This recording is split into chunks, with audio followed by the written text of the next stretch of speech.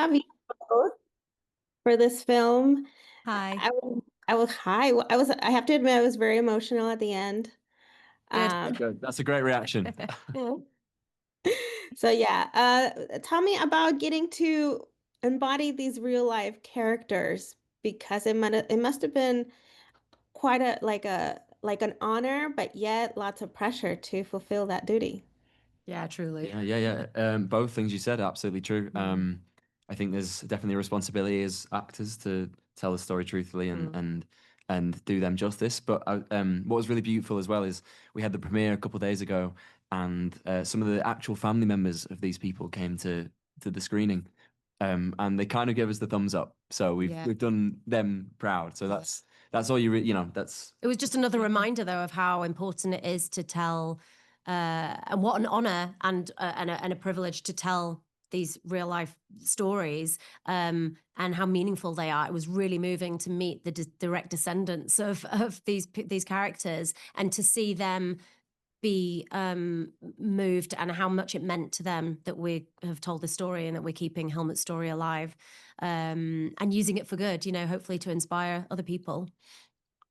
Well, thank you for mentioning the Salt Lake experience. I would say it was a perfect spot to be yeah. there. So how did it feel? Was there like a another sort of reaction after the film? It felt, I mean, the reception felt really great and just what we wanted, that people were moved and took a lot from the movie, and all the things that we wanted them to take, and inspired, and yeah. So yeah, it felt very nice. It felt like that we have told the story in the way that we wanted to, and it meant a lot for everybody on this production. The story meant a lot to all of us, and so Yeah. we've all put in But then a lot. put in a lot, Yeah. because it meant so much. So yeah, the reaction felt very good. So I'm excited for it to get to a wider audience. Yeah, absolutely. Yeah. Yeah. Joanna, what was one of the toughest scenes that it was for you to film? Oh my God. The whole shoot was very emotional. But I genuinely felt very emotional about the story. I'm a mother myself, and so to play the mother of a son who goes through an unimaginable, journey, it it wasn't hard to find those emotions, because I just genuinely find the story so emotional, and the scripts were so well written. But yeah, so it was kind of this catch-22. It was very challenging, I'll say, the whole shoot, because it was very emotional. Yeah. But the scripts made it easy, and the sets and my fellow actors made it easy to be there, and to access that emotion, because of everything, the whole production around me. The courtroom scene. Yeah, the courtroom scene, but also I think where I go to visit him in prison. Yeah.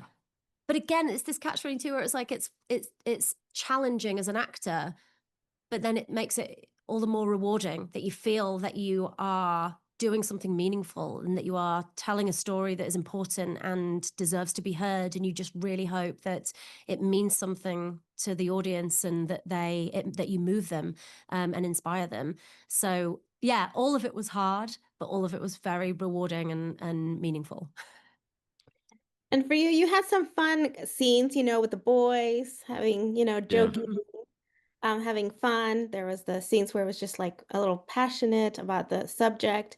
But which one would you think was the most emotional for you? Most emotional scene. Ooh. I think the goodbye scene with the boys is really sad. God, yeah. That was a really hard one. It just also because like I'd never seen Ferdy and Dav cry in Yeah. front of me, and we're really good pals and stuff. So even that was really heartbreaking. Yeah, that was a really emotional one. Um, Yeah. yeah, the hair actually, yeah, the hair one, the head shaving scene, yeah. That I broke down, and that wasn't scripted. That was just Ewan crying and breaking down because he was losing his identity, Yeah. and I've never shaved my head before, That so it had a real, like, yeah. instant reaction that Yeah. you hadn't anticipated at No, all. no, no, not at all. And also, like, I invited some of the cast to come visit on set that day who weren't working because You know, I thought it'd be a fun experience. Oh, it would be a good laugh. You know, you getting head. Actually, he was like, And then I was like, it's really sad. Yeah, literally broke me. And I was in a very vulnerable place as well. I was like, oh God, this doesn't feel right. But yeah, so yeah, I'd probably say the head shaving scene actually. Yeah. One of my favorite scenes of I had several, but one was the one Good. when he's up to give some words about finding peace. Oh yes, yeah. It said a lot of truth, a lot of metaphor that were well stated facts.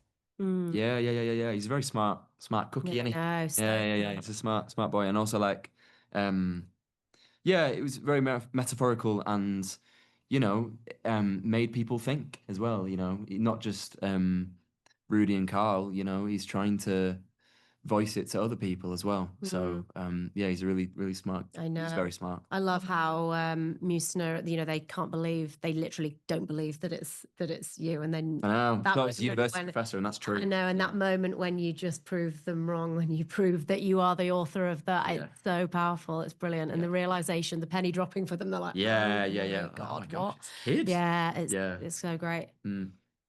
When you were reading the script, did you realize how much of the end, where it was going to end? Well, it was going to end.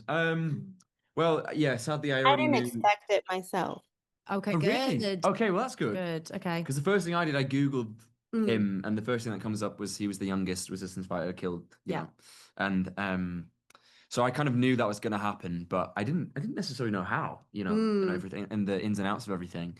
There's a really good, obviously this, we've got the film, but also there was a documentary that was made in 2002, which also for research was really good because it was yeah. made by Matt and Ethan, and Yeah. Yeah. so they were the people to go to on set, about Yeah. the story if you had any questions or anything. And So with Carl, you know, they and interviewed Carl, Carl, the real yeah. Carl, and they interviewed him a lot, and so his accounts and him talking, you know, as an old man, to hear him talking about his youth, with his best friends, Yeah.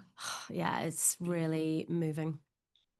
I was telling the boys that I feel like in a way, it's kind of like the experience of being so passionate and voicing it uh, without care of the consequences at that moment is a little bit of today.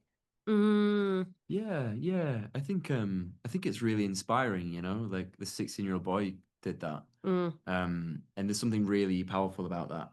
Particularly a young person so young doing that. mm. Um, and I think everything he did, he stood up for the truth and was doing the right thing. And Yeah, and let the consequence follow. yeah, For exactly. better or worse. Yeah. It's like the message of we have to stand up for the truth no matter what. Yeah.